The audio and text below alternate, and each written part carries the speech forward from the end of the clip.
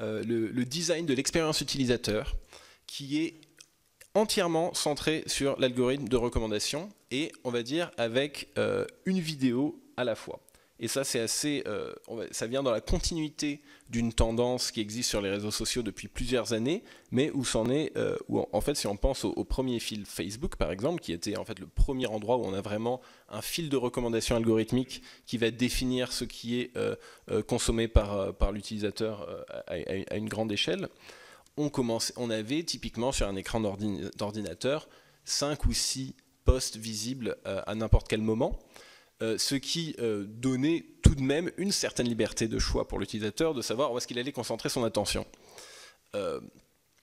Le passage sur mobile a déjà eu tendance aussi à réduire cette quantité d'informations présentes à un instant T sur l'écran d'un utilisateur.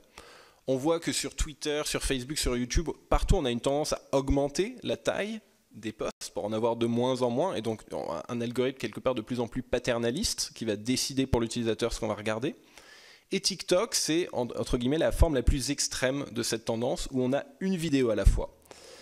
Et ça a deux conséquences. Déjà, ça a la conséquence de diminuer la charge cognitive pour l'utilisateur. C'est-à-dire que d'un coup, on n'a même plus besoin de se demander qu'est-ce qu'on va regarder. On a juste à swiper un peu on a aussi sans doute une inspiration de Tinder, quoi, où c'est vraiment j'aime pas, mais je réfléchis pas trop. Et ça va très vite.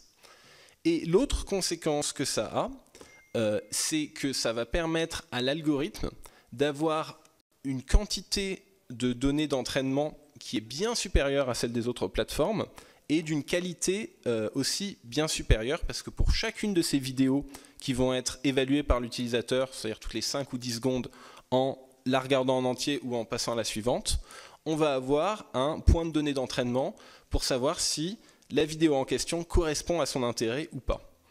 Et donc là où en 1 heure de visionnage de YouTube, on va regarder peut-être une dizaine de vidéos et donc fournir une dizaine de points d'entraînement à la plateforme, sur TikTok, en 1 heure, on va donner plusieurs centaines, voire 1 millier de points de données d'entraînement qui vont ensuite pouvoir permettre de déterminer les intérêts niches de l'utilisateur.